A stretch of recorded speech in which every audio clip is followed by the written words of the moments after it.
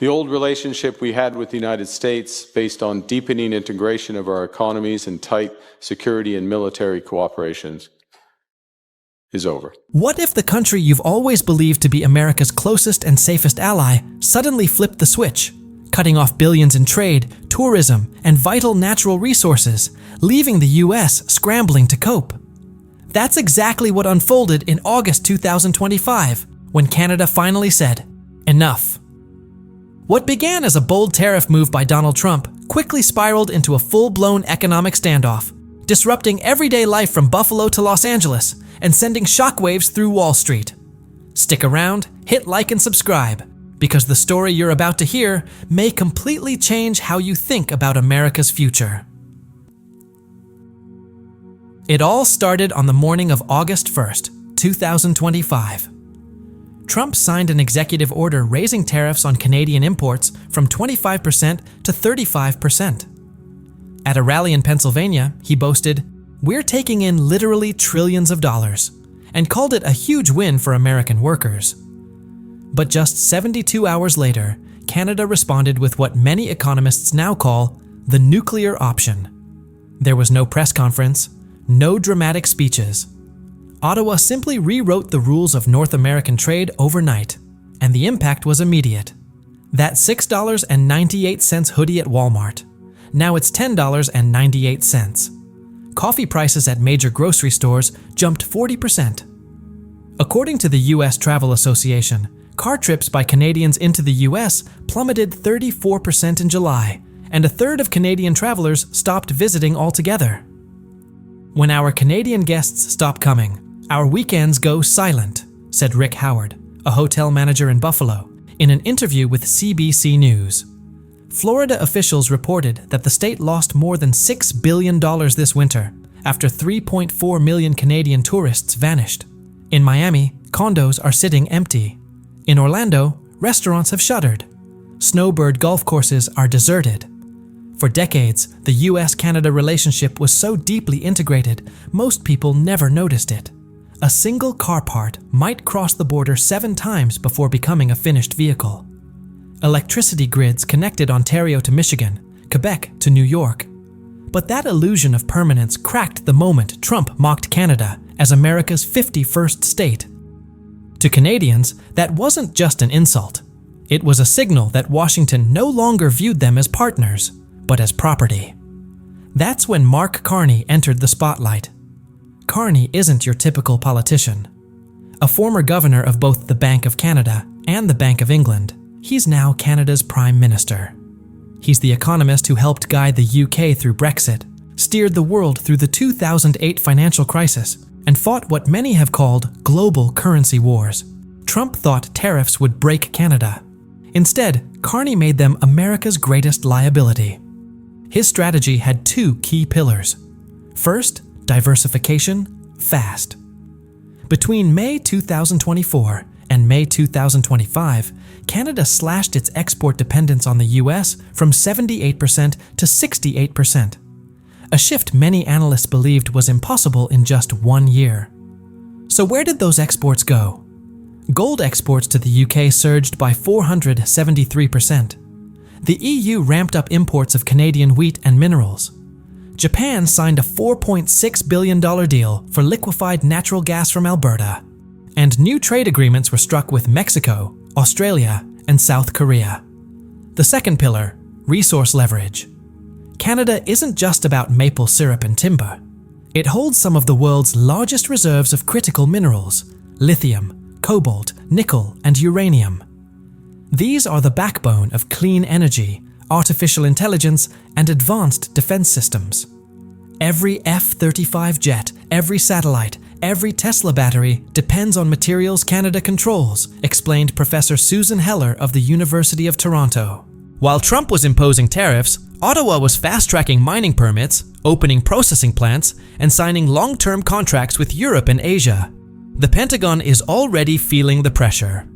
In June, the U.S. Department of Defense quietly allocated $500 million to diversify its supply of rare earth materials. But industry experts warn it could take 5 to 7 years before any of those efforts bear fruit. Meanwhile, Canada could supply refined minerals tomorrow. "This is a strategic nightmare," said retired U.S. General James Mattis. "We've alienated the only democratic ally capable of freeing us from dependence on China. And for regular Americans, the fallout is painful. Car prices are up 8%. Shoes cost 40% more. Clothing has jumped nearly 38%. Ford Motor Company alone reported $1 billion in tariff-related costs over just 6 months. Even household essentials are more expensive. Procter & Gamble, after months of trying to absorb losses, raised prices on soap, toothpaste, and diapers. Walmart's CEO Doug McMillon admitted in an August earnings call that higher prices are now inevitable under the current trade conditions. While Trump was focused on penalizing Canada, he quietly gave China a 90-day tariff truce. Beijing took full advantage, expanding zero tariff access to African nations and locking in supply chains that could last for generations.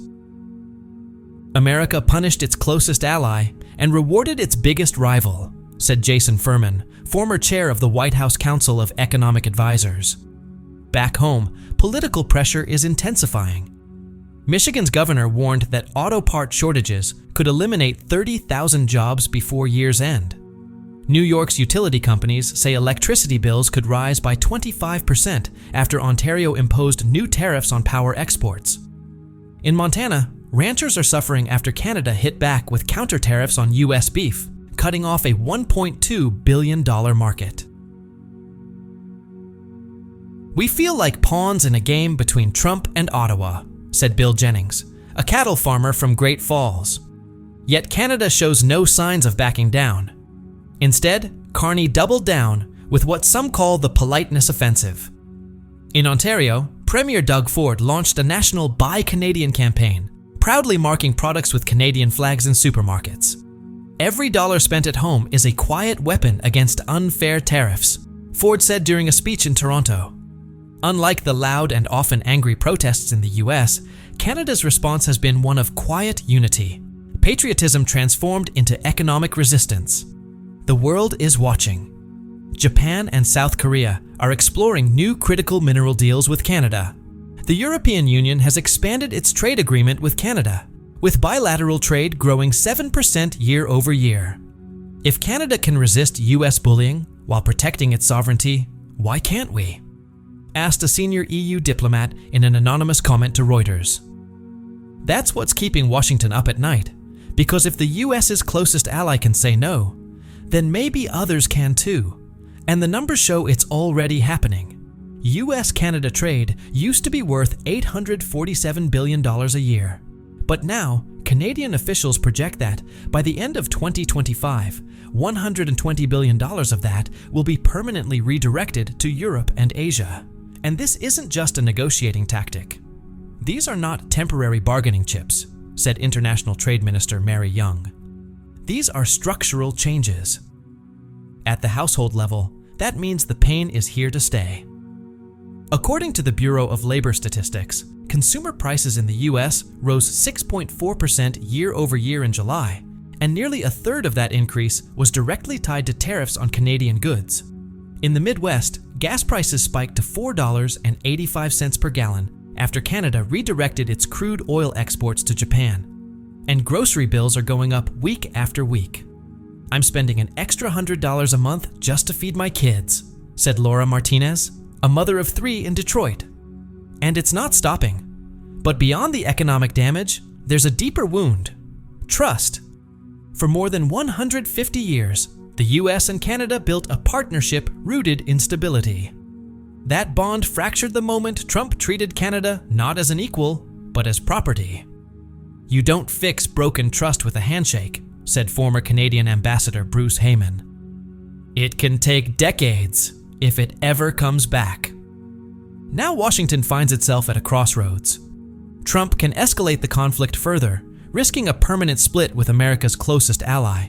Or he can back down, handing leverage to Ottawa. Either way, Canada has the upper hand. If the US tries to restore the relationship, Carney holds all the cards. If not, Europe and Asia will lock in Canadian supply chains, and America could find itself shut out of the industries that define the future economy. This isn't just about tariffs anymore, said Georgetown economist Laura Tyson. This is checkmate on America's industrial base. So, what happens next? This is no longer just a trade dispute, it's about the future of North American prosperity. And right now, American farmers, automakers, and families are the ones paying the price.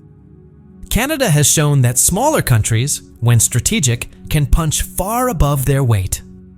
The real question is, will Trump double down on ego? Or will Washington finally recognize that some battles aren't worth winning if they cost you the entire game? Tell us in the comments, does Canada's strategy become a model for other US allies? Or will American pressure eventually break their resolve?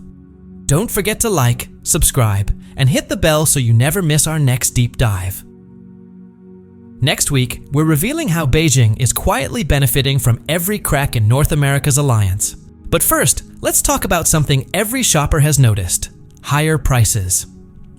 In July, consumer costs jumped sharply, especially compared to the same time last year.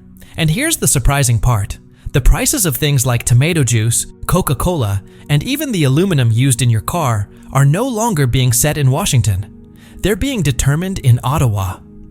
That's the new reality Americans are waking up to in late August 2025. As Trump's tariff war backfires, Canada is quietly rewriting the rules of global trade. For years, tariffs were pitched to the public as a way to make America great again, but instead, they're driving up the cost of everyday goods. US tomato imports have faced a 21% price hike, and the Department of Agriculture now warns that the average American family could end up spending $600 more per year on food if current policies stay in place. Chad Smith, a third-generation tomato farmer in Florida, told the Associated Press they can't even afford to harvest their crops. Labor costs outweigh the returns, so millions of pounds of tomatoes are rotting in California and Texas warehouses.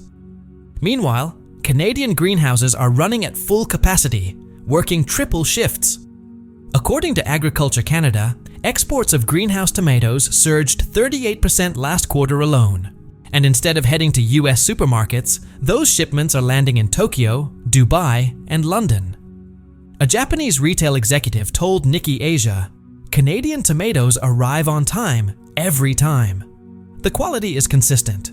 With US suppliers, we never know what we'll get." The same pattern is emerging in aluminum. Earlier this summer, Trump doubled tariffs to 50%, hoping it would push American companies to buy American. But there's a fundamental problem. America simply doesn't have enough smelting capacity.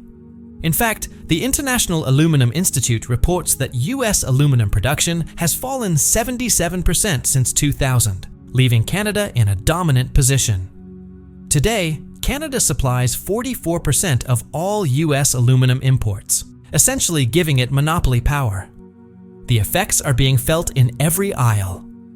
Coca-Cola CEO James Quincy said in an August investor call that the company simply can't absorb 50% aluminum tariffs. They're testing plastic alternatives, but those raise serious environmental concerns, drawing criticism from green groups who see it as a step backward. Meanwhile, Canadian smelters are thriving. Export revenues are up over $9 billion since June, and demand is so high that waiting lists for Canadian aluminum now stretch into 2026. Driving this shift is one man, Mark Carney. Since becoming Prime Minister in 2024, he's taken the lead in an economic counteroffensive that few in Washington saw coming. As Trump spends his nights on Truth Social repeating slogans, Carney is traveling, meeting leaders in Tokyo, Seoul, and Brussels. In just 90 days since the tariff war escalated, Canada has signed $47 billion in new trade deals. That includes a $4.2 billion nickel agreement with Japan for EV batteries, an $8 billion critical minerals pact with South Korea, and a $12 billion trade deal with the EU covering agriculture and natural resources. As Carney told reporters in Ottawa, global trade runs on trust. Canada offers predictability. Sadly, America no longer does. And the fallout inside the US is growing. Walmart, America's largest retailer, admitted in a recent regulatory filing that it's raising prices on thousands of items directly because of the tariffs. Walmart CEO Doug McMillon recently revealed something troubling. Prices are no longer rising month to month. They're climbing week to week. And the cause, he says, isn't supply issues. It's policy. The numbers back him up.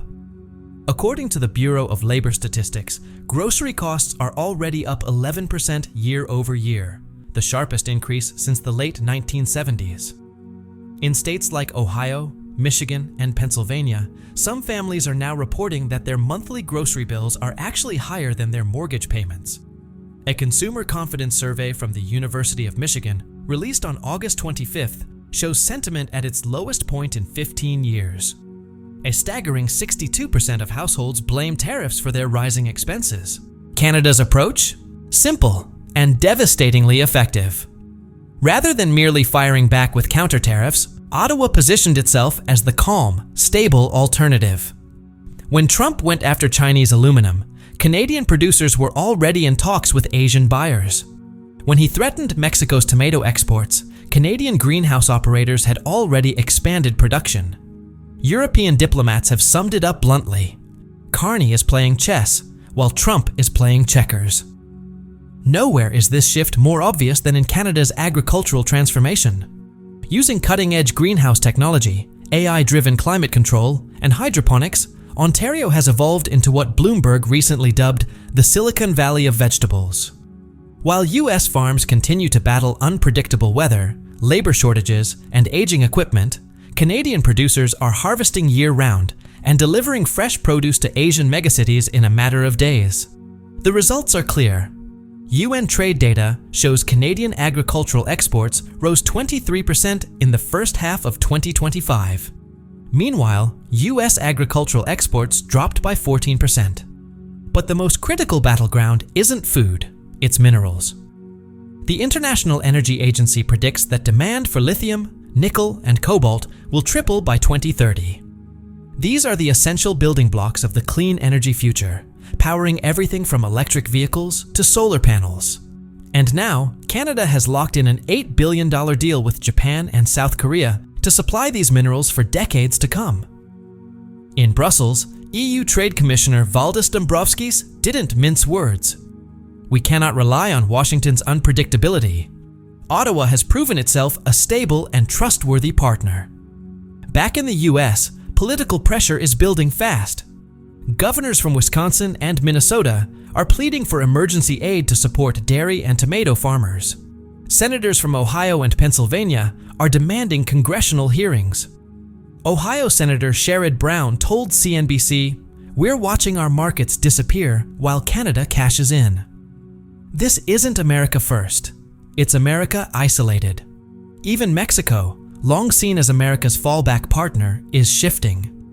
On August 18th, Mexico's Energy Minister, Rocío Nale, confirmed that Pemex is in talks with Canada's Enbridge to reroute crude exports directly to Vancouver, bypassing U.S. refineries altogether. The numbers tell the story. Since June, Canada has added over $47 billion in new export deals. Meanwhile, U.S. exports to Asia have fallen by 18%. The Canadian Chamber of Commerce estimates that Canada has gained an extra $12.5 billion annually just by replacing U.S. suppliers in lost markets. Wall Street is feeling the pressure. The S&P 500 fell 8.4% in July alone, wiping out more than $1 trillion in household wealth. Trump's approval rating on economic issues is also taking a hit. A Pew Research poll released August 26th shows that 58% of Americans now believe tariffs are harming the economy, up from 41% in April. Only 29% believe tariffs are creating jobs. That frustration is growing louder in union halls and town meetings across the country.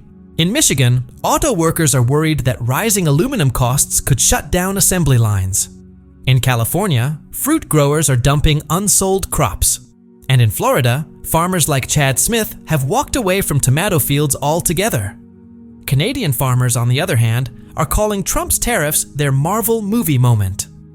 One Ontario grower put it this way: "Trump snapped his fingers like Thanos, and half our customers disappeared overnight, but they reappeared in our order books."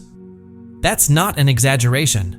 Statistics Canada reports that food exports to Asia hit an all-time high in the second quarter of 2025. Meanwhile, US food shipments fell to their lowest level in 12 years. All of this raises a bigger, more sobering question. For 75 years, America was the anchor of global commerce. Buyers looked to Washington for stability, but now they're looking to Ottawa. Japan, South Korea, and the European Union are strengthening ties with Canada. Even Mexico is diversifying away from US dependence. Every new tariff sends one unmistakable message to the world. America can no longer be trusted. Mark Carney understands this better than anyone. With deep credibility in financial and diplomatic circles, and the rare distinction of having led 2 G7 central banks, Carney brings something Trump lacks: trust. A former colleague from the Bank of England put it plainly: Carney's greatest weapon is trust. When he says Canada can deliver, markets believe him. Trump, meanwhile, is increasingly isolated, reduced to late-night rants on Truth Social, which most world leaders now ignore. The reality is undeniable. This is no longer just a trade war. It's a global transfer of credibility. Trump promised to make America strong again. Instead, he may have shown the world how to move on without it. Under Mark Carney's leadership, Canada is not just reacting, it's rewriting the rules of global power. The only question now is, will Americans realize what's happening before it's too late? So what do you think? Has Trump just handed Canada the keys to global leadership? Or is there an even bigger shift unfolding right under our noses? If you found this story eye-opening, please subscribe to the Time Fold channel, and don't forget to like and hit the bell so you never miss our next deep dive.